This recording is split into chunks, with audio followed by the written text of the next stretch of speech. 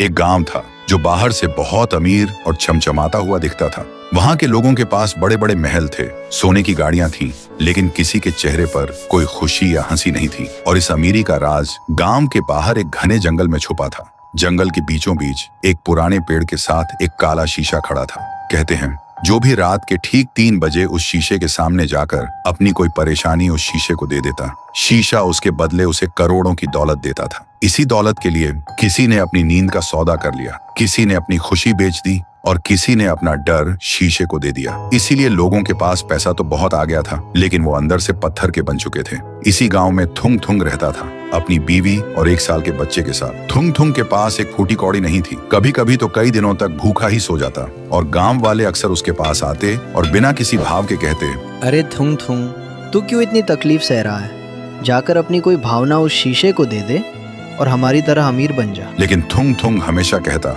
मेरी इंसानियत और मेरे जज्बात किसी दौलत से ज्यादा कीमती है।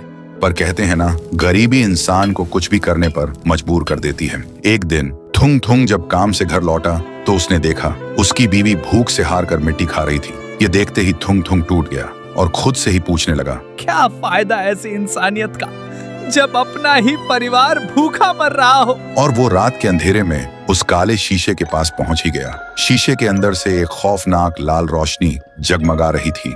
तभी एक डरावनी आवाज गूंजी, आओ मुझे अपनी कोई सबसे प्यारी भावना दो और बदले में दुनिया की सारी दौलत ले जाओ। थुंग थुंग ने रोते हुए कहा, मेरे पास कुछ नहीं है, बस ये मेरी गरीबी का दर्द और मेरे आंसू है।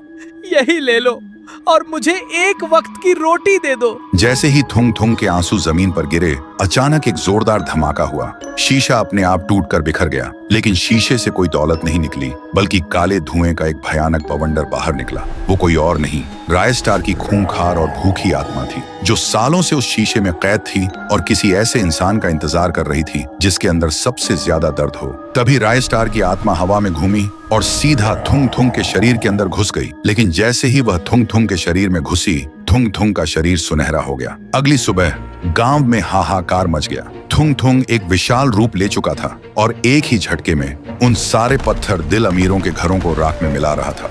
तभी वहां एक बाबा आया। बाबा ने अपनी जादुई ढाल आगे करते हुए चिल्लाकर कहा, रुक जाओ रायस्टार, इस बेकसूर थुंग थुंग के शरीर को छोड़ दो। और तुम चाहते क्या हो? सुनते ही थुंग थुंग का शरीर धीरे धीरे छोटा होने लगा और एक खौफनाक हंसी गूंजी। फिर एक बहुत ही भारी डरावनी आवाज में बोला, मैं इसे तब तक नहीं छोड़ूंगा जब तक इस वीडियो को देख रहे लोग चुपचाप सब्सक्राइब और लाइक वाला बटन नहीं दबा देते।